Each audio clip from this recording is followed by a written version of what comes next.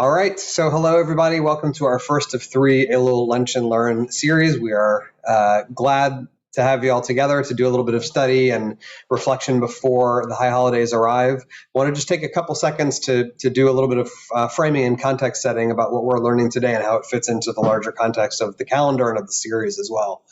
I'll tell you that the idea for this series arose actually a few months ago.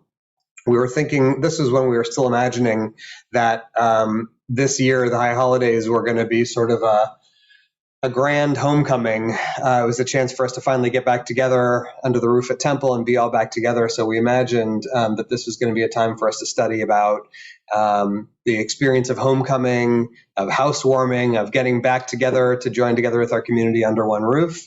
And obviously, circumstances have turned us in a slightly different direction. So instead of spending 45, 50, 55 minutes talking about homecoming and housewarming, we decided to take a slightly different angle and instead reimagine these high holidays as a time that we're actually not furnishing and occupying the house, but really starting to rebuild it. This year is going to be the time that we are rebuilding together. Once again, another set of holidays when we're trying to make this house into a home, and that's really what we're doing together starting this week. So the idea of this series is that we've got three different sessions from three different perspectives about different sort of allegorical parts of a house: the foundation, the walls, and the roof. And today we're going to be talking about building the walls, and that is the topic for our session today. The reason that I want to talk to you about the walls is that I think, as we'll see through the text that we're learning together today, there are a lot of resonances about the idea of the walls of a building, both exterior and interior walls of a building, when we think about Jewish thought, Jewish belief, Jewish practice, Jewish life. So much of the way we Jews build our lives is based on drawing thoughtful distinctions and separations. We already know every week we light candles at the beginning of Shabbat, we light candles at the end at Havdalah to mark the walls between sacred time and ordinary time. And the rest of Jewish thought is filled with all kinds of similar walls, separations, and distinctions. There are distinctions between things that are appropriate to eat and things that are not appropriate to eat, between the time that one is an adult and one is a child, holidays and secular days, and so on. And much of Jewish law spends its time trying to very clearly and deliberately draw the lines between one mode or one time of Jewish existence and another. And the times that Jewish sages and Jewish texts become the most sort of ambivalent and squirrely are the times when the distinctions between one thing and another are sort of fuzzy and not entirely clear.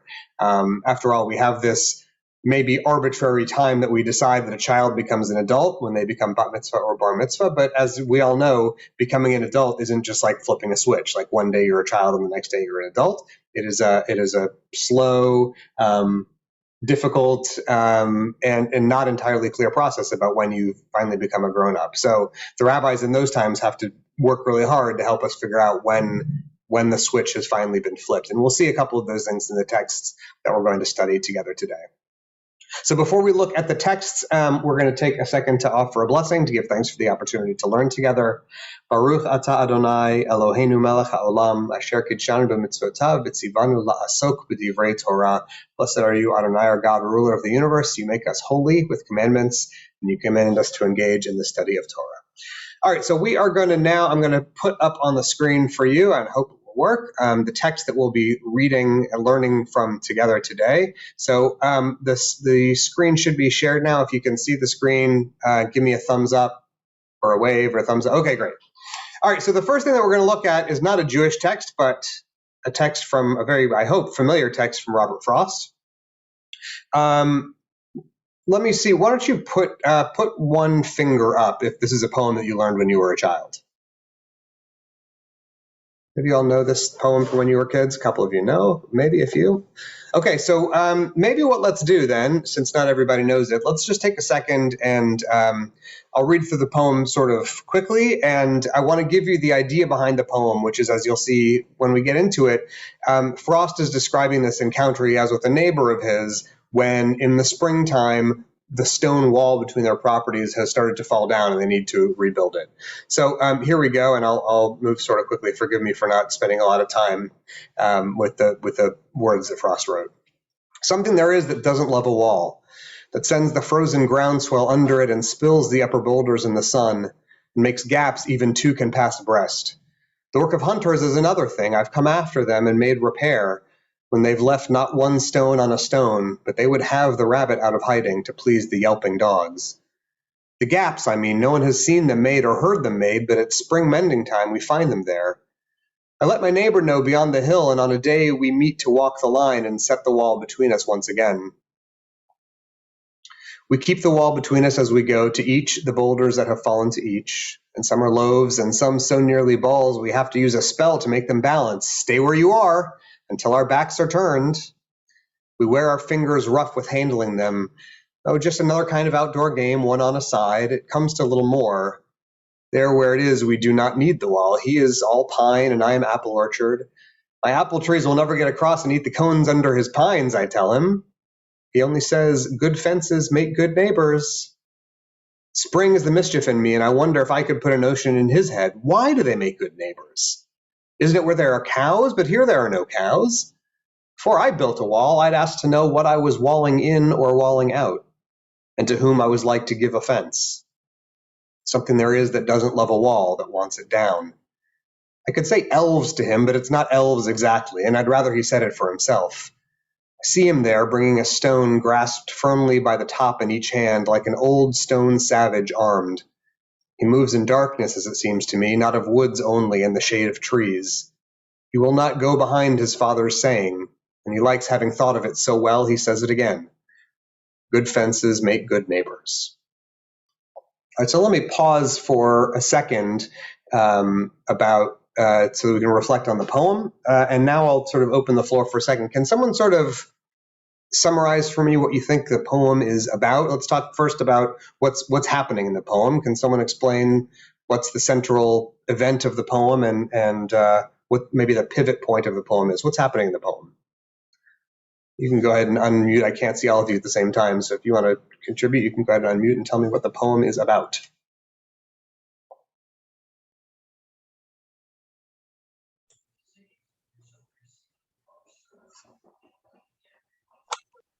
It's about rebuilding a wall after the winter frosts have damaged it.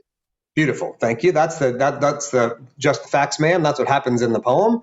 And what's the difference, do you think, between the speaker and the neighbor that he's doing the project with? There's a difference between how these guys see the wall between them.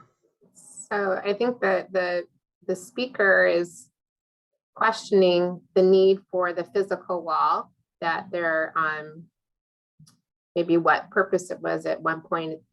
He questions whether that still exists and should they maybe just take down the wall. But the neighbor seems to want some distance and right. Some privacy, or just wants a little bit of space between them, a barrier right. of some type. Right, exactly. Beautiful. And he sort of, the speaker makes that joke. He's like, what, are you afraid my apple trees are going to come over and eat your pine cones? It's not like we have livestock that we need to keep apart. But the neighbor has this refrain that he says a couple of times, good fences make good neighbors. Please, yeah. He also mentioned that that's what his father said. And there is kind of a sense of, well, it was done that way before. This is what we're going to continue to do. So it's kind of continuity without even thinking. And I'll put you on the spot. I mean, do you feel like that is not a good reason for a wall? Well, I think it's not a good reason for a wall, or at least I think that somebody should think about their reasons for doing something to be able to recognize it without doing things automatically because, well, that's the way we've always done it. Nice. I see it as a sense of privacy. One person wanted more privacy than the other. The other was more open. more outgoing. The other one was a much more private person. And Bitsy, what do you think? But when the neighbor says good fences make good neighbors, maybe you want to reflect on, neighbors you've had in your life. What does that phrase mean to you? Well, I think you learn to respect other people's feelings. And if they sense you respect the wall itself for what it represents, and you show it that respect in some way, because in doing so, you respect your neighbor's privacy and their ability to feel as they feel about it, and you can feel about it the way you want to feel about it. Nice. Thanks. Other people. Yeah, Dee. So I look at, especially I honed in on your highlighted section. And of course, the walls, I looked at it as the walls this is symbolic for the walls we tend to build around ourselves and our authentic emotions, etc. And since this is in context of the holidays, this is a time when we reflect on those walls. And I was intrigued by the third line of the highlighted section, and to whom I was probably means likely to give offense. Like, do we give? So when we think about this, when we put up walls, we think about those during the holidays, or we talk about or think about other people who put up walls. Who are there likely? What's the offense element? In this case, it was the tactical, the dogs, the pine cones, etc. Mm-hmm, mm-hmm. And I was intrigued by what it was like to give offense, and that's something I'd love to dig into a little more here. Yeah, I mean, he's making a little bit of a play on words, isn't he? Who I was like to give offense, or who I was like to give offense. Right? He's doing a little thing there, I think, with the sound of the words. But he, the speaker is the anti-wall guy, so it makes sense that he's feeling like, what? Who am I gonna, if I put up a wall, I'm just gonna wind up hurting people's feelings. Whereas the neighbor is going to say, no, this is like Bitsy. This is how we know whose spot is whose. This is how we respect each other's space and each other's feelings. And they both sort of over time become a little bit of a caricature of these extreme ideas about, more walls are always better, or let's just let the walls fall down. Who cares? You can come over and have some apples. I'll come over and collect pine cones. Other thoughts about the poem?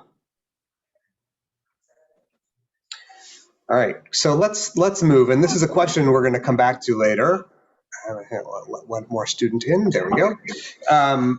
About whether the purpose of walls are keeping people out or keeping people in, and whether walls are an artificial division between people that we might as well do away with. That's the John Lennon view of the world, right? Imagine there's no countries, imagine there's no religion, we're all just one big happy family of, global humanity, which if you actually tried to implement it, might not be a very beautiful vision of the world at all.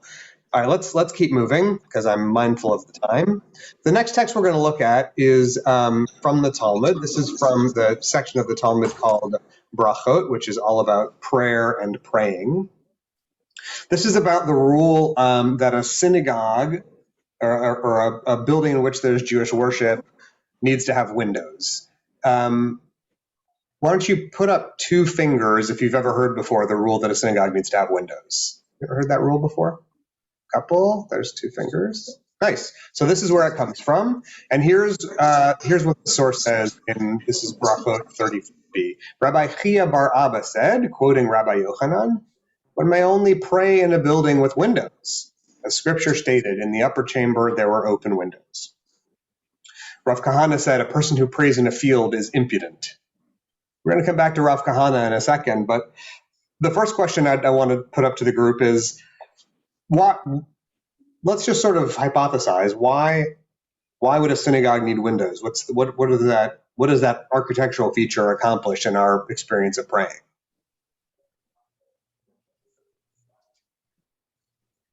Well, clearly a connection. Go ahead. I said it lets God in. Okay, so maybe you can see the sky, you can see the natural world, and inspires you with a sense of God's nearness in nature. Good, Didi? Along those lines, too, it kind of opens your heart up to see an expansion that goes on forever, and not just a wall. Great. It What makes else? praying more expansive. Other thoughts about what praying in a room with windows does to you? I think it makes it more welcoming. If people are passing by, they may come in and they might feel like they can come in and join the group. Beautiful. So that's great. I didn't even think about that, Karen. I didn't even think about the experience of people, the windows being at least partly for the benefit of the people outside, not just the people inside. That's really a nice perspective. I love that. That's Good. interesting. It's an interesting comment because when I think about the synagogues that I have belonged to over the years, the windows are typically up high and not at a street level where one would be able to, even hear they don't open in a modern synagogue. So we're not able to share the prayer. But yet I was in Upper Michigan at a synagogue in Petoskey, Michigan. And because of COVID, they had all the windows open, and it's just a small, beautiful little synagogue. And the windows are, right on the street level, and all the windows were open. And so much more about the feeling that Karen is expressing. That's beautiful. I love that.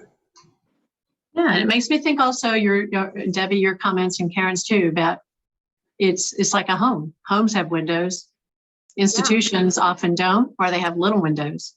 Mm-hmm. So to see a window is welcoming, like you say, and I like that. I love that concept. Yeah, it's a nice thought, Karen. Yeah. I mean, if you think about the kinds of buildings that don't have windows, if you pass by an industrial building without windows in it, I don't know, your feeling about what happens in there might be one of suspicion or, I don't know, it might make you feel nervous or uncertain about what's going on in there, whereas open, airy spaces that connect inside from outside, at least visually, gives you a sense that, there's nothing in there is a secret, that what happens there wants to be open to the outside world spiritually. Please. I'm concerned because I'm not reading it the same way you're reading it. Go ahead. I'm reading it that it's stating that you may not pray unless you're in an environment where there is an open window, where there are windows. I feel I can pray anywhere. It doesn't take a window to help me to pray. So I'm wondering if the concept of window is more of a, not a physical, but a spiritual or a mental, that you need to come to prayer with an open mind. And then I'm perhaps, but and I know, Rabbi, is that the first temple or place of worship that was created, that we read about in the Bible or in the Torah. There is a place where the priests came. It was under a camp. It was like in a camp, and it was supposed to be built a certain way. Was it not open or whatever? Right. So could this have come from, is this a derivative from that? Well, this would have been, these guys are really talking about synagogue worship, not worship in the ancient temple in Jerusalem. It just anywhere. Okay. Yeah, I mean, it's a great point that, and we'll see a little bit later, some rabbis teaching things that will feel surprising to us. I mean, Bitsy, I learned the same thing you did, from the time I was a little kid in Sunday school, that God is everywhere. You don't need to be sitting, you don't need a book to pray, you don't need to be dressed up to pray, you don't need to be in this. So it feels a little counterintuitive that they're putting restrictions on the ways and places we can and can't pray. I'll give you one. Let me just give one other answer to the question about why we need windows. The proof text that Rabbi Chia is using comes from the book of Daniel. You'll see there, and in Daniel, the passage that he's quoting, Daniel talks about going up to this attic to pray. And he wants to pray in the attic because by looking through the windows, he can see where the sun is, and that will help remind him of the location of Jerusalem.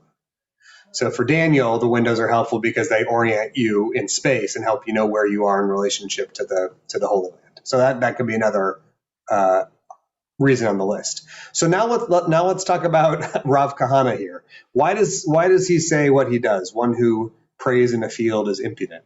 What's the point he's trying to make?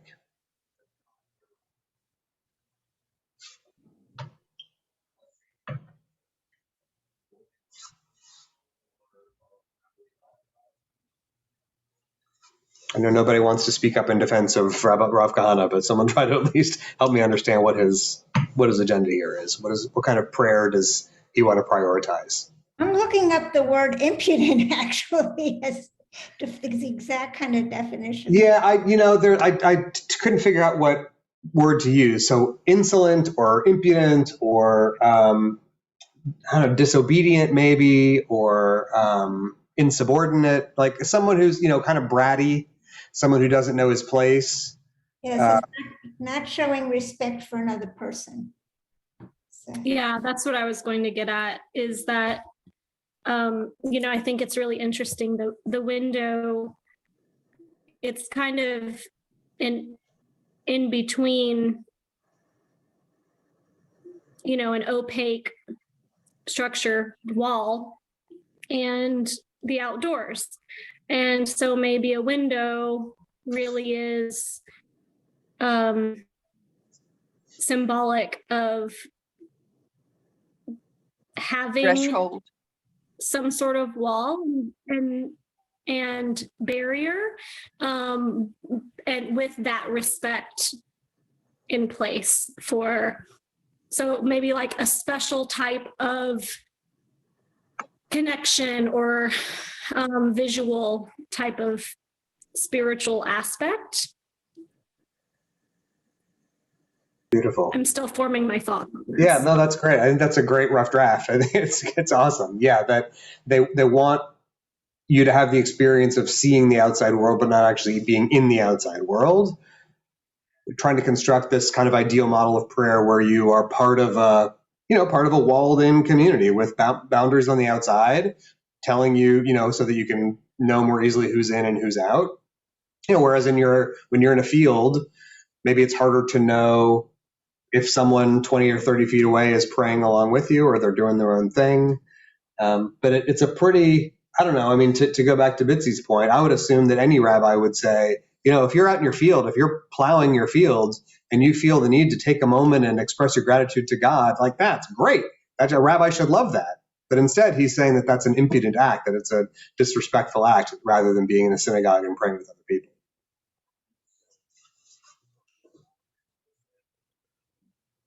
All right, we're going to keep moving.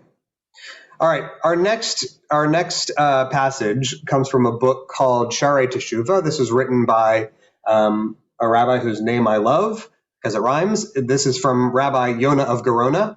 So Rabbi Yonah of Gerona wrote in the 13th century in Spain.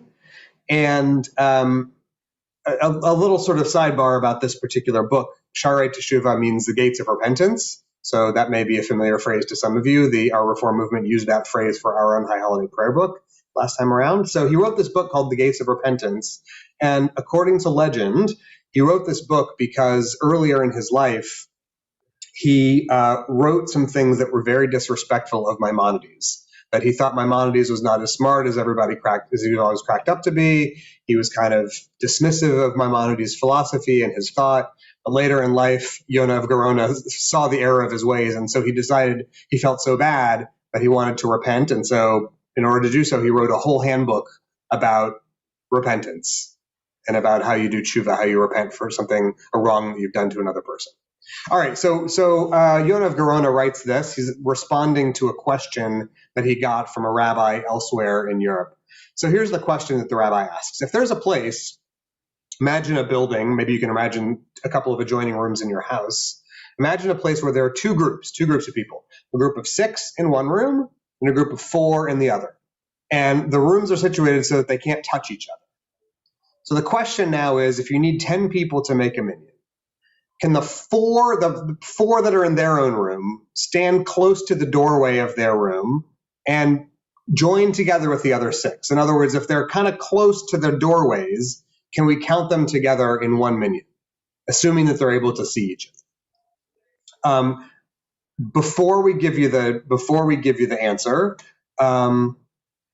why is this going to be a dilemma for Rabbi Yonah of Gerona? What's the problem here? Why is this a dilemma? Because he says they cannot touch each other. So how can that 4 people without touching each other see and look through the door? Okay, good. What else? I wonder if he feels that dilutes the effectiveness of prayer. Great. What else? Other things that he's concerned about? Well, we can take either answer he could give to an extreme. So if he says yes, we can count them together as long as they can see each other. That opens the door potentially to being able to count a minyan of 10 people that are, a half a mile away from each other as long as they can see each other. And that, first of all, doesn't seem realistic. Second of all, if the point that we've been establishing so far is the importance of putting a prayer community within a set of walls so that they can consider themselves part of a group, that ruling might undermine that priority. If, on the other hand, we say no, they can't be counted together, that deprives each of these groups of the possibility of saying the prayers that require a minyan. It also limits the places that you can do prayer to a very, very specific set of architectural requirements. You've got to have one room, no sort of ante rooms or closets where people could potentially go and hang out. Everyone needs to be in the same room. So either ruling that he makes is going to have some far-reaching consequences. So let's see how he answers the question. The answer: since this group isn't permitted to enter the other room, and they can't stand in the doorway because that's too narrow a space, either 4 or 6 people, if they cram themselves in a doorway, is not going to be a realistic way for them to do a prayer service. The other group, that is the group of 4, can stand by the door so that their faces are visible, and they'll make a minyan together. This is especially important in cases where there's no other possibility of the people coming together, for one should not go 40 days without saying Kaddish and Kedusha. These are 2 sections of the prayer service that traditionally you need a minyan for. So the answer is yes, we can count them together, the 6 in one room and the 4 in the other, to make a minyan. But we have to satisfy one requirement, and that is that they can see each other's faces. So why, anyone want to sort of do some guessing about why that would be an important requirement for this rabbi's response, that you have to see each other's faces?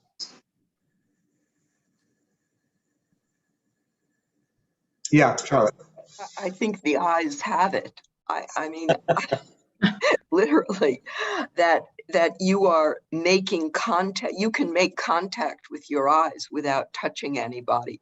And if you read the eye as hostile or loving, your experience of the place you're in is going to correspond somehow with that. And can you say a little, I love that, that's beautiful. Can you say a little more about what we learned from that, about what a prayer community is meant to accomplish?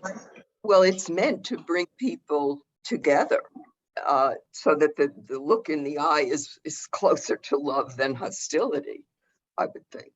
Beautiful. That's really great. Thank you. Other thoughts about seeing each other's faces? Didi. It strikes me in this era of Zoom and, remote services that this is our room. This is our new normal for a room. And ironically, we can actually look into each other's eyes. Whereas it just strikes me in a sitting synagogue situation, we don't always see people if they're sitting behind us, for instance, or sitting in front of us. But that's just sort of an aside, I just had that we can still look into each other's eyes in this same room. So I wonder also if people are made in the image of God, and that's why you would have to see them and really be able to look at them, because we all have the image of God within us. So you have to be able to see that while you're praying. I love that. Yeah, that's sort of a parallel to, maybe it was David who said it earlier, that we can be inspired in our prayer if we're able to see nature and able to see sort of God's handiwork outside. And that's sort of parallel to that is if we're able to see each other's faces, we can reflect on the divine image inside the people that we're praying with. Really nice. Other thoughts? I also think it's important that what we're learning here is that the work of prayer isn't just sort of the mechanical ability to read the words that are written in a prayer book, but to sort of tap into the affective, emotional parts of ourselves. And, if when I'm praying with Sasha or I'm praying with Jamie and I can see that there's joy or there's grief on their faces, that somehow changes the way that I pray. Even though I'm not the one who's feeling that joy or grief, it does something to my experience as a worshiper. The other thing that I want to point out about this text from Sha'arei Teshuvah is that he's really worried about communities in which people go too long without praying together.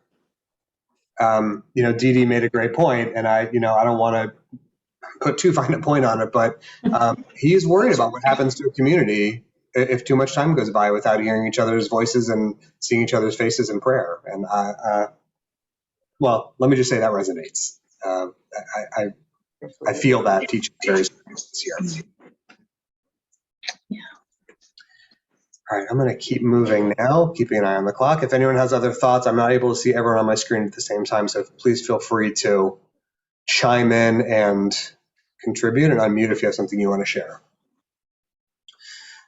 All right, the next text that we're going to look at comes from, this is not an author or a rabbi that we often study in our temple or in our community. This is a text that comes from Rabbi Moshe Feinstein, who is probably the most important Orthodox legal authority in 20th century America.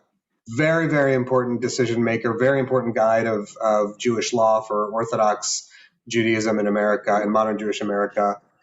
He made rulings he was the one who originated the ruling that smoking is contrary to Jewish law. That was a big thing in the Orthodox community. He made rulings about technology, about things that other rabbis in previous years had never considered. Very, very important, authoritative, and influential rabbinic decision maker. And he gets the following question. Okay, Rabbi, the questioner asks, if someone can focus better when praying alone, what's preferable? For a person who can concentrate more effectively when praying alone than praying with others, is it better to pray with a community or better to pray with more focus? In other words, assuming that when I get around other people, they screw up my concentration, I get distracted, they're annoying, I see people that I'm in fights with and they take me out of the work. So if I know that I have the choice to pray very deep, meaningful prayer when I'm by myself, or pray with other people knowing that it's not going to be satisfying or transformative or inspiring, what's the better thing to do? And here's what he says. Now, this should surprise you, given the importance of, as we heard before, the importance of praying the prayers with a minyan when you come to services. Here's what he says. In my humble opinion, as long as one has the minimum necessary focus, it's better to pray with the community, even if your focus will be less than ideal. Communal prayer is preferable to praying with extra focus, because praying with others is an essential part of the obligation, while extra focus only makes your prayer loftier and more substantial. So Feinstein says, look, there's a very low bar that you have to get over. And that is just if you're the minimum, what does he say? The minimum necessary focus. Just the ability to get from the beginning of a prayer to the end and move on to the next one. Not everything has to be earth-shattering, transcendent, amazing, transformative prayer.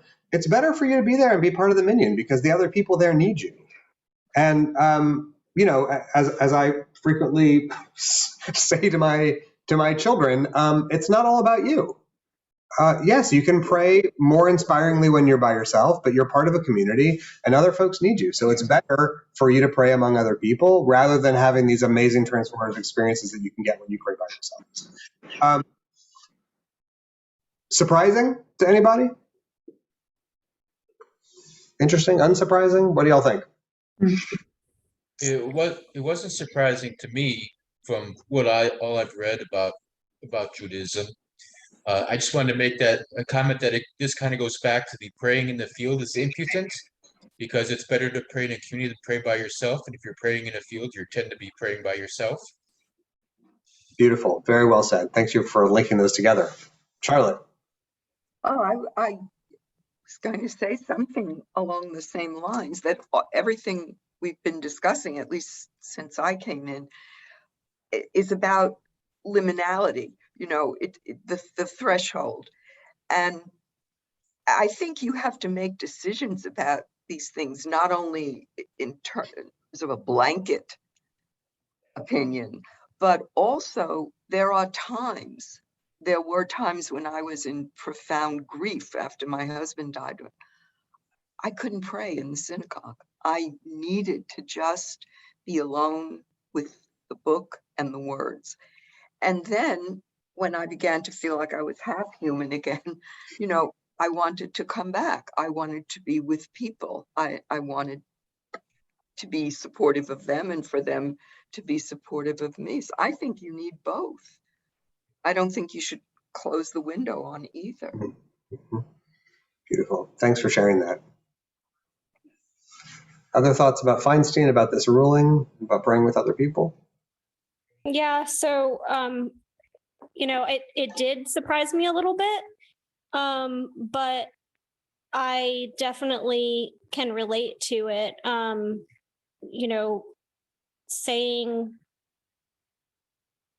Saying Kaddish with others, even when they didn't know about me grieving my mom, was really powerful for me. Nice. Thanks. Yeah, it's not accidental. I don't think that Kaddish is one of those prayers that the tradition really wants us to offer around other people. Anyone else have thoughts about Feinstein?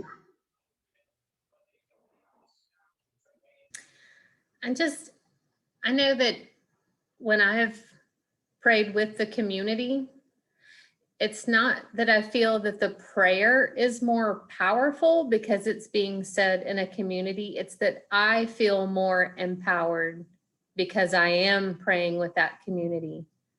It's I don't know, I equate it to it's your spiritual meal. And I seem to get more full when I pray with the community than when I'm eating alone, when I'm praying alone. And there have been times that, for travel reasons or accessibility reasons or whatever, that I've not been able to join the community for Shabbat service. I still observe Shabbat, even though I'm by myself and praying by myself. And what I have found is that I don't have that sense of empowerment because I'm not with my community. I know that the prayers are still just as powerful when I'm saying them alone, but I'm more powerful when I'm praying them together with my community.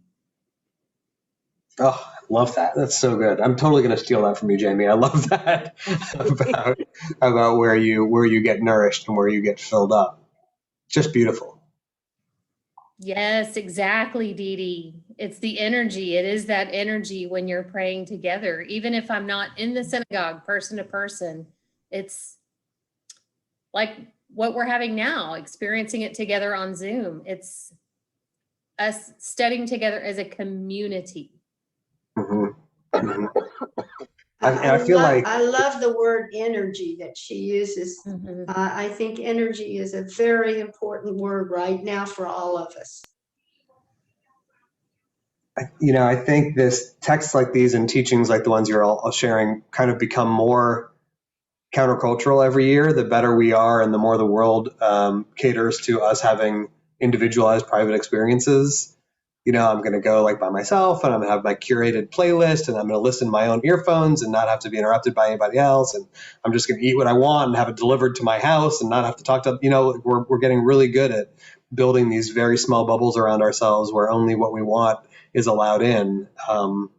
But then in that kind of experience, you never get these moments of surprise and delight and encounter that give us, like Jamie said, that give us nourishment and give us strength and power. I'm going to say even on Zoom though, I'm feeling really a loss of a connection to people. I feel like I'm looking at a picture on a screen. Sometimes it's even, I have the feeling, and also being fairly new here, it's like almost like I'm the only person on earth. So I'm really missing that connection, whether I know the person next to me or not. There's no one sitting next to me. Right. I'm with you 100%. It's funny you said that, Madeline, because I was actually going to throw in the word connection. That for me, and it's striking me here that praying with other people it does create energy and connection. And I so feel your pain also about Zoom, but I can tell you that after not seeing another soul today, except one other person, I love seeing everyone here. And at least we have that, but yeah, energy and connection. Totally. David. Yeah, I wanted to say when I first came to a service and we had the masks on, we weren't allowed to sing. It was brand new to me, of course, so I was kind of a little lost. But then when we took the masks off and we started singing, even though I don't really comprehend the words yet, it was much more powerful for me and more like a church service to actually be singing along rather than just standing there and listening to the cantor sing. Yeah, not just sort of spectating, but participating. Mm-hmm. Yeah, beautiful. All right, I'm going to move. We got a couple more texts, so I'm going to scoot to the next. This is great conversation, everybody. Okay, so this now is, so I talked to you before about Jonah of Gerona, who was in a fight with Maimonides. So here, this is a text from Maimonides. This is from his Mishnah Torah. He wrote this in Egypt in about the 12th century. This section of the Mishnah Torah, which is sort of a very comprehensive collection of Jewish law, is all about, like we saw with the Barachot text from the Talmud at the beginning, all about the rules and expectations of prayer. Here's what he says. Communal prayer with other people, is always heard by God. Even if there are sinners among them, the Holy One does not reject the prayer of a multitude.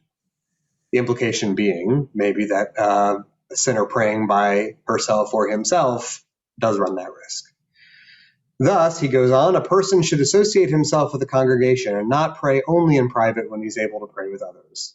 One should attend synagogue morning and evening, for only if recited in a synagogue are one's prayers reliably heard. So this is, Bitsy, this should make your ears prick up considering what you said before. One should, only if recited in the synagogue, he says, are one's prayers reliably heard. One who has a synagogue in his town and doesn't worship there is called a shochen ra, an evil neighbor. Mm-hmm. Charlotte, you're shaking your head. Well, I'm not a big fan of Maimonides. Several reasons. Okay. One having to do with a certain sanctimoniousness that comes through in most of his work, and the anti-feminism is disgraceful. So, pretty shocking, yeah. So what about, and I assume you feel that this falls, this gives you yet more reason to. One who has a synagogue in his town and does not worship there is called an evil neighbor. Well, what if the synagogue just doesn't speak to him or her? God forbid it should be a her.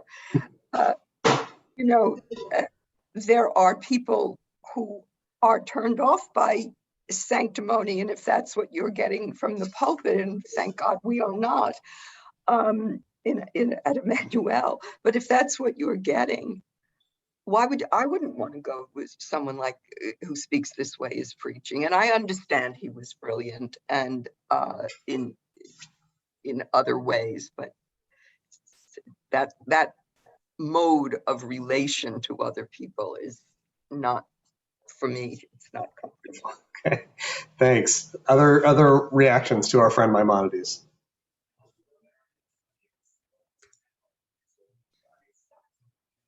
Maybe this is from a ex-Christian perspective, but I love that even if there are sinners among them, like who in this conversation believes they're not a sinner?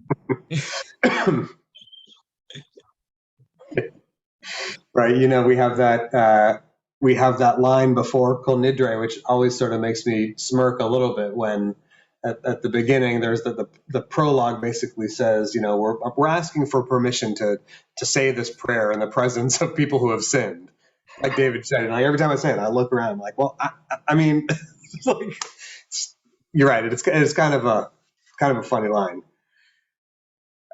So what else? I mean, there's other. He's taking things a bit farther than we've heard before. First of all, that implication that I pointed out at the beginning, that if you're praying by yourself, you run the risk of having God not listen to you. And secondly, that we have this thing at the bottom that, you know, if you, you know, there's a synagogue in your town and you don't go, you're considered an evil neighbor. That's something new we haven't heard before. Well, I don't know about anybody else, but God never told me this. And I pretty much feel I listen to him pretty good. So maybe his God's a different God than mine. All right. So what, I mean, Charlotte, don't answer this question because I already know how you feel. What's motivating Maimonides here? Like, what's he getting at? What's the agenda that he's trying to promote here? Church attendance at the synagogue. Okay. Yep. Got to get people to show up. What else? Praying as a community. Yeah. Very good. Yeah. So for Maimonides, you know, those to go back to Robert Frost at the beginning, it's really important to have those walls that keep us in and to take the step of crossing the threshold and going inside the walls of the synagogue to be a part of the community. Because people that are on the outside of that wall, there's a chance that they're lost souls. Their prayers will be lost. They may not be listened to. And not only are they ignored by staying outside the walls, but their status is negative. They're bad neighbors. This really reminds me, you know, I hope you're hearing the same echoes of Robert Frost that I am. Right at the very beginning, Frost's neighbor says, good walls make good neighbors. And down here at the bottom, the thing that makes a bad neighbor is, I mean, to sort of follow what Frost would say that a bad neighbor emerges from a bad fence, a bad wall. So Maimonides says, what makes a bad neighbor is someone who's unwilling to cross the wall. Is unwilling to come to the inside and be part of a group, part of a community. And so, sort of with that teeing us up, I'm going to bring us to our last text. Watching the clock again, promising to get you guys out on or before 1:30. All right, Isaiah. We're going to end with a great classic prophetic text. Isaiah preaches like nobody else. This is from a section that highlights the themes of the high holidays, about trying to concentrate on personal betterment, moral values, and not sort of empty ceremoniousness or empty ceremony. If you banish from your midst, Isaiah says, if you banish the yoke, the menacing hand, and evil speech, if you offer your compassion to the hungry and satisfy those who are famished, then your light shall shine in darkness, and your gloom shall be like noon. Just got a big burst of thunder. That was right on cue. The Eternal will guide you always. God will slake your thirst in parched places and give strength to your bones. You shall be like a watered garden, like a spring whose waters do not fail. Your people will rebuild ancient ruins and restore foundations laid long ago. You shall be called repairers of breached walls, restorer of new paths for dwelling. What does this text say to you?